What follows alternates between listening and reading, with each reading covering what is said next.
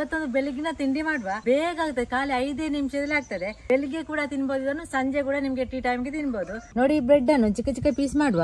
ಮತ್ತೆ ಗಟ್ಟಿ ಇದ್ದ ಬ್ರೆಡ್ ಕೂಡ ಈಗ ಮಾಡ್ಲಿಕ್ಕೆ ಆಗ್ತದೆ. 1-2 ದಿವಸ 3 ದಿವಸ ಆದ್ರೆ ಗಟ್ಟಿ ಆಗ್ತದೆ. ನೋಡಿ ಯಾರು ಕೂಡ ಬ್ರೆಡ್ ಅನ್ನು ತಿನ್ನದಿದ್ರೆ ಈ ರೀತಿ ಮಾಡಿ ನಿಮ್ಗೆ ರೆಸಿಪಿ ಮಾಡ್ಬೋದು. ಈಗ ಚಿಕ್ಕ ಚಿಕ್ಕ ತುಂಡು ಮಾಡುವ. ನೋಡಿ ಚಾಕುನಲ್ಲಿ ಕೂಡ ನಿಮ್ಗೆ ತುಂಡು ಮಾಡ್ಬೋದು. ನಾನು ಕೈಯಲ್ಲಿ ತುಂಡು ಮಾಡ್ತೇನೆ. ಈಗ 10 ಪೀಸ್ ಬ್ರೆಡ್ ಅಲ್ಲಿ ಇಷ್ಟ ಆಯ್ತು. ನೋಡಿ ಎಷ್ಟುಂಟು.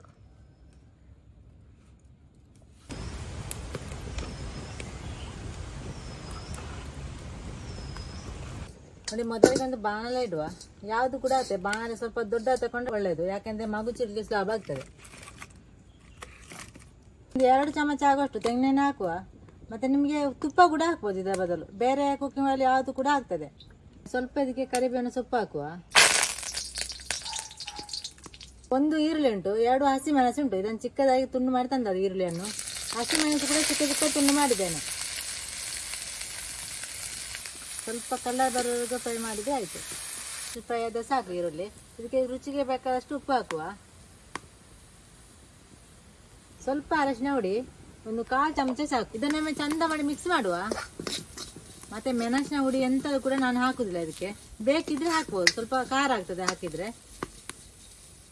4 ಮೊಟ್ಟೆ ಉಂಟು, 4 ಮೊಟ್ಟೆಯನ್ನು ಕೂಡ ಹೊಡೆದು ಹಾಕುವ.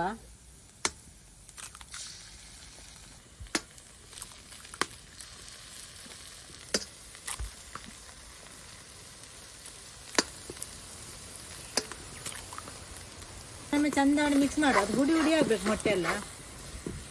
ಬೆಂಕಿಯನ್ನು ಮತ್ತೆ ಕಡಿಮೆ ಊರಲ್ಲಿ ಇಟ್ಕೊಂಡ್ರೆ ಆಯ್ತಿಲ್ಲ, ಅದು ಬೇಗ ಅದು ಕಪ್ಪು ಆಗ್ತದೆ. ಅಂದ್ರೆ ಜಾಸ್ತಿ ಬೆಂಕಿ ಆದ್ರೆ ಕಪ್ಪು ಆಗ್ತದೆ. ಅದಕ್ಕೆ ಈ ರೀತಿ ಹುಡಿ ಹುಡಿ ಮಾಡ್ಬೇಕು. ಈ ರೀತಿ ಹುಡಿ ಹುಡಿ ಆಗ್ಬೇಕು. ಈಗ ಹುಡಿ ಹುಡಿ ಆಗ್ತದೆ, ಸ್ವಲ್ಪ ಬಿಸಿ ಆಗ್ಲಿ. ಹುಡಿ ಹುಡಿ ಆಯ್ತು. ನೋಡಿ ಎಷ್ಟು ಹುಡಿ ಆದ್ರೆ ಸಾಕು. ನೋಡಿ ಈ ರೀತಿ. ನೋಡಿ ಇದಕ್ಕೆ ಅರ್ಧ ನಿಂಬೆ ಹುಳಿ ರಸ ಹಾಕುವ. ಜಾಸ್ತಿ ಬೇಡ, ಅರ್ಧ ಸಾಕು.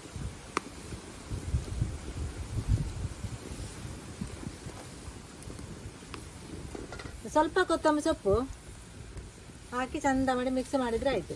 ಮತ್ತೆ ಜಾಸ್ತಿ ಎಂತ ಕೂಡ ಹಾಕೋದು ಬೇಡ. ಮೆಣಸು ಹುಡಿ ಬೇಕಿದ್ರೆ ಹಾಕ್ಬೋದು, ಅದು ಖಾರ ಆಗ್ತದೆ, ಅದಕ್ಕೆ ಬೇಕಾಗಿ ಹಾಕಲಿಲ್ಲ ನಾನು.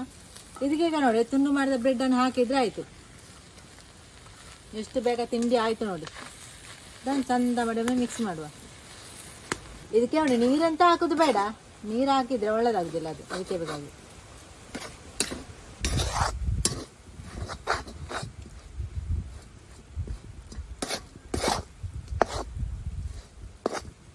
ತಿಂಡಿ ರೆಡಿ ಆಯ್ತು. ಇಷ್ಟೇ ಮಾಡ್ಲಿಕ್ಕೆ ಇರೋದು.